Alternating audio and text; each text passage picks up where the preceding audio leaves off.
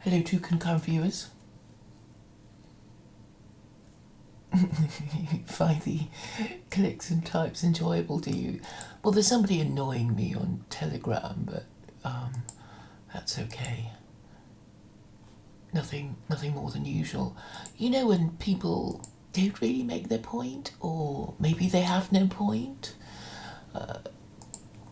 And I suppose this leads me to thinking about so many other things that have no point, and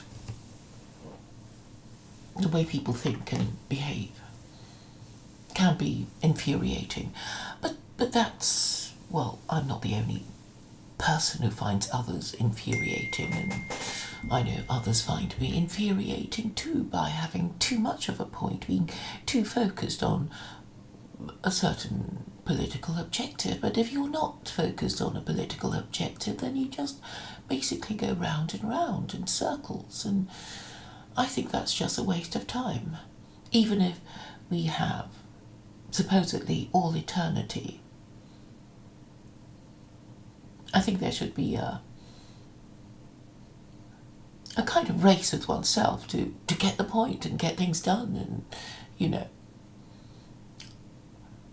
and I suppose being a woman in middle age, I am in a hurry, and also the fact that so many people don't seem to be in a hurry, don't seem to have a point, that makes me even more in a hurry, I guess.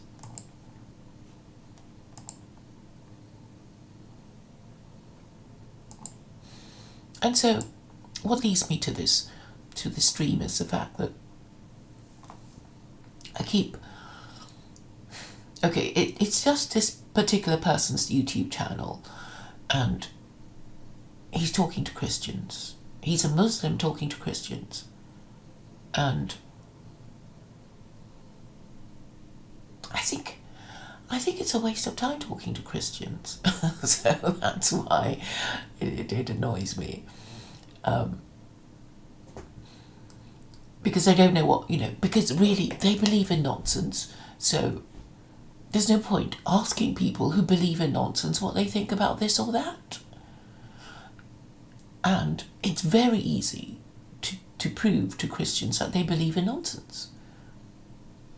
So if you're a Muslim doing dawah, it's like you can just go around and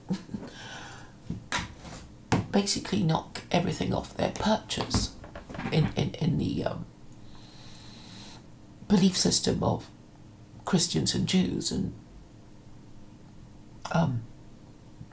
okay, they don't know, they don't have my form of questioning, and I should explain to you in a more organised way what I mean. So for Christians it's very simple. You go up to them and ask them how Jesus is God,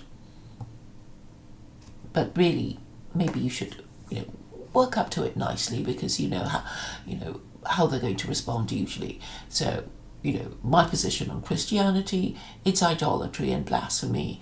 If they don't think if it's idolatry and blasphemy, then it's up to them to explain why it isn't.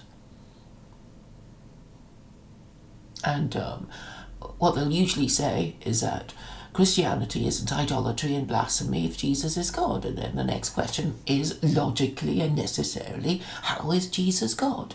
And they will all have different nonsensical answers, and then you go, right, you are talking nonsense, you are guilty of idolatry and blasphemy, and if you believe in the whole thing, then you should fear damnation, and then you walk away.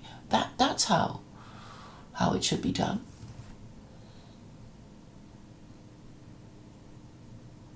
And then the next step is, if you're a Muslim talking to a Christian, you'd have to say to them, look, Jesus isn't mentioned in any history book other than Josephus, who was a Jew, but he was hired by Romans, and obviously he was a servant of the Roman Empire. And it has been said that what he said about Jesus cannot be relied on, and also there is no record of anybody called Jesus with his apostles in the Talmud, and that is the origin of so many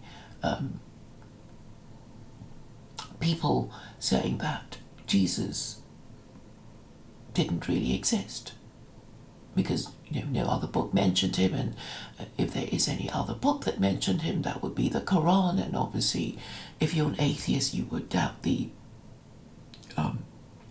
truth, and the content of any religious scripture. But you could tell yourself that